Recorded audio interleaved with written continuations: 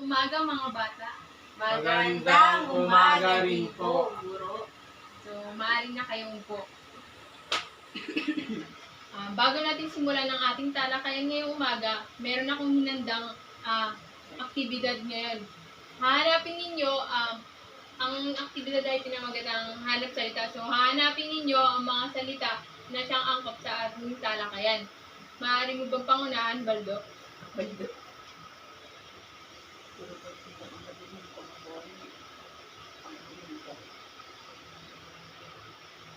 Kiana?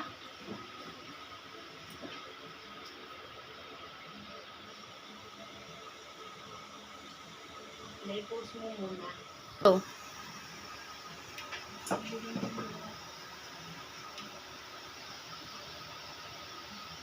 Ano po yung isa kapat?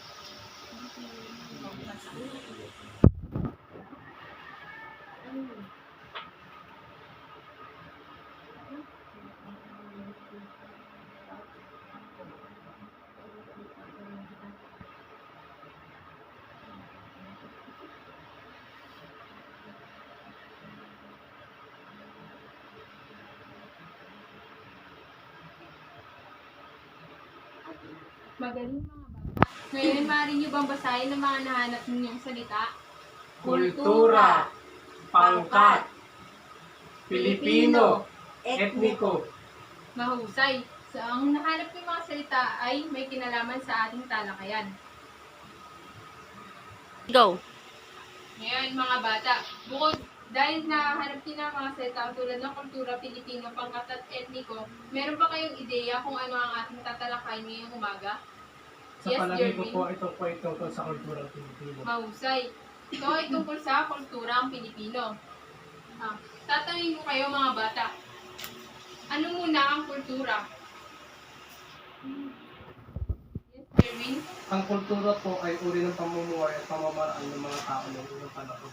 Mahusay. Ang kultura ang siyang nagbubuklod sa atin at nagbibigay ng kulay sa bawat ginagawa at mga pagkakaiba-iba ng ating kinalakihan. So, ang kultura ay nahati sa meron tayong mga iba't ibang pangkat ng kultura.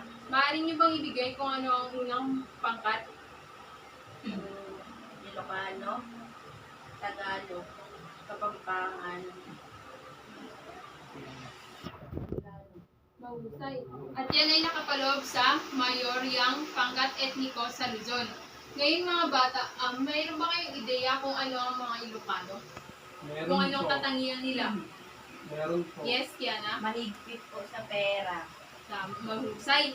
Ay ang mga Kapampangan, ano ang kanilang mga hilig? Sa pagkain po. Mahusay. Mahilig sila sa pagkain. Masarap din silang Loto, Tama. Ngayon naman ay dumako naman tayo sa pangalawang pangkat ng Bayorya. Anong pangkat ang susunod? Go. Ngayon mga bata, ano naman ang susunod na pangkat?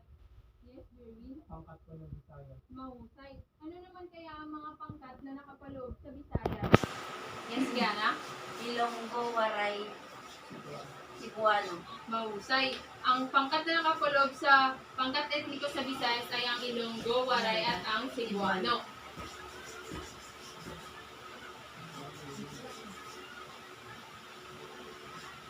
Mayor yung pangkat etniko sa Visayas. Maaari mo bang basahin ang una, ang Ilonggo, Kiana?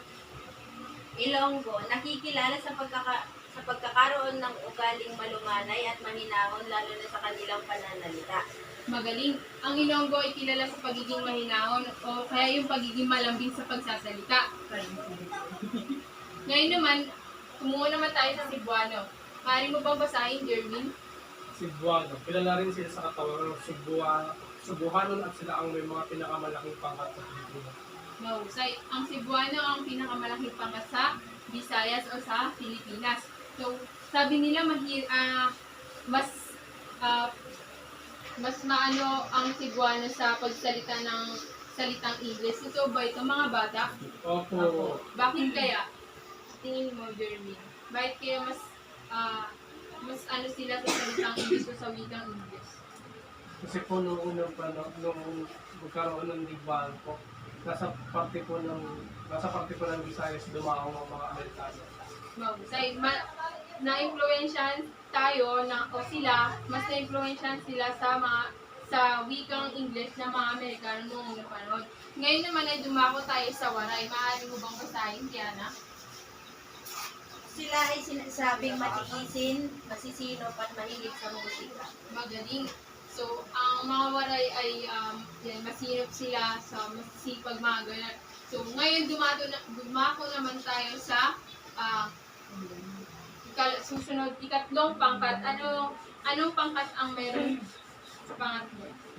Pangkat pa ng Mindanao. Mahusay. Pangkat ng Mindanao. Ano-ano naman kaya ang mga pangkat ang nakapaloob dito sa Mindanao? Yes, dear. Muslim, Maguindanao po. Mahusay. Mayor yung pangkat etniko sa Mindanao. So, meron tayong tatlong pangkat ng Muslim, Maguindanao, at Yakan. So, maaari mo bang basahin, Jerwin, ang una? Pangkat ng Muslim. Mahuhusay sila mangisda, magsasaka, mangangalakan at mangingisip. Sa Mindanao, kilala ang mga Muslim sa pangingisda. Dahil, pangingisda at pangangalakan dahil sa lawak ng kanilang mga nasasakupan. Pangalawa naman ay ang Maguindanao. Maaari mo bang basahin, Diana? Mahigpit ang kanilang paninindigan sa kanilang prinsipyo katulad ni Sultan. Yan. Ang Maguindanao ay mahigpit sa kanilang mga prinsipyo. Kayo ba mga bata, ano ba sa inyo ang prinsipyo? Yes, Jerwin? Yun po ay yung gustong marating or pangarap. Mahigpit din ba kayo sa inyong mga prinsipyo, mga bata? Opo. Okay. Ngayon naman ay sumunod tayo sa Yakan. Maaari niyo bang basahin? Hindi sila Mayagang mag-asawa ng kamag-anak na hindi katribo. Mahigpit sa mga Yakan yan sa parte ng pangkat etniko sa Mindanao. Ngayon naman ay Ngayon naman, ang huling pangkat, mayroon ba kayong ideya mga bata kung anong huling pangkat? Wala po. Ang huling pangkat ay ang pangkat ng etniko. Ang pangkat etniko, mayor yung pangkat etniko ay binubuo ng Ifugao, Ibatan, Subanen, Manobo, Magobo, Samar at Tiboli. Meron ba kayong ideya mga bata kung ano ang Ifugao? Wala po. Sila po yung mga nakatira sa Ifugao. Mahusay. Maaari niyo bang basahin mga bata? Sila ang gumawa ng rice Rice na walang ginamit na makina.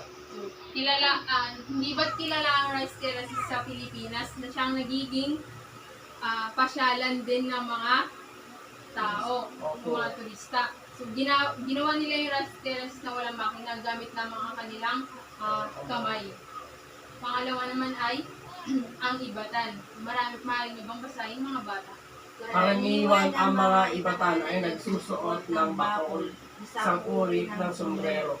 So, ito yung uri ng sombrero na sinusuot nila, yung parang gawa sa nipa. Ganyan. Nakikita na ba kayo ng ganyan mga bata? Hindi pa po, sa tambo lang po. Susunod naman ay ang Subanen. So, yung Subanen ay magaling sila sa paghahabi ng basket at balig. Yung mga nabibili natin, yung mga binibili ng mga turista sa Mindanao, yung mga basket gano'n, sila ang may gawa niyan. Magaling sila sa paggawa ng basket at balig. Susunod naman ay ang Manobo. Maaaring ibang basahin. Matingkad na pula at itim ang kanilang mga kasuotan, kaya tinagurian silang makukulay na ita. Yung mga kasuotan nila ay mga makukulay. Kilala sila sa mga ganong kasuotan. So, sunod. Bagobo. Maaari niyo bang basahin? Ang mga lalaking bagobo ay nangarap na mag-ibig ng mandirigma. Kayo ba mga bata nangarap, di ba kayo maging isang mandirigma? Opo. Bakit naman? Upang may pagtanggol po ang ating bansa. Mahusay. Susunod, ang Samal. Sila ay kita ng dagat sapagkat sa mga baybaying dagat ang mismo karagatan sila naninirahan. So, sa baybaying dagat sila naninirahan. Ibig sabihin, mas kilala din sila sa pangingisda ganon sa pamagdalagat. Sunod. Ang huli ay ang Tiboli. Maaari niyo bang basahin? Kahanga-hanga sila sa pagiging makasining dahil sa kanilang kasuotan, personal na palamuti, gawang metal at paggawa ng basket. Yan. Kilala sila sa pagiging masining mula sa kanilang kasuotan hanggang sa kanilang paggawa ng mga basket o mga produkto. Ngayon mga bata, naiintindihan niyo ba ang ating talakayan? Opo. Ngayon ay dumako naman tayo sa pangkatang gawain. Ahatiin ko kayo sa 4 na pangkat. Pupunan niyo lamang ang mga graphic organizer ng bawat pangkat na nakaatang sa inyo. Naiintindihan ba mga bata? Opo. Ngayon mga bata, bakit sa tingin ninyo mahalaga na malaman natin o irespeto ang pagkakaiba-iba ng bawat pangkat? Yes, Jerwin? Upang hindi magkaroon ng pagkakagulo at pagkakaroon po ng diskrimina sa mga kapwa. Mahusay. Upang malaman natin ang pagkakaiba-iba o dapat natin bigyan ng respeto dahil yun ang nagbubuklod sa atin at nagbibigay ng ugnayan sa bawat isa. Ano na nga ulit ang ating tinalakay mga bata? Yes, Jerwin? Mga minoriyang pangkat etniko sa Luzon, Visayas, Mindanao. Mahusay ang mga pangkat etniko sa kulturang Pilipino. Ngayon, yun lamang mga bata, maraming salamat. Paalam mga bata. Paalam.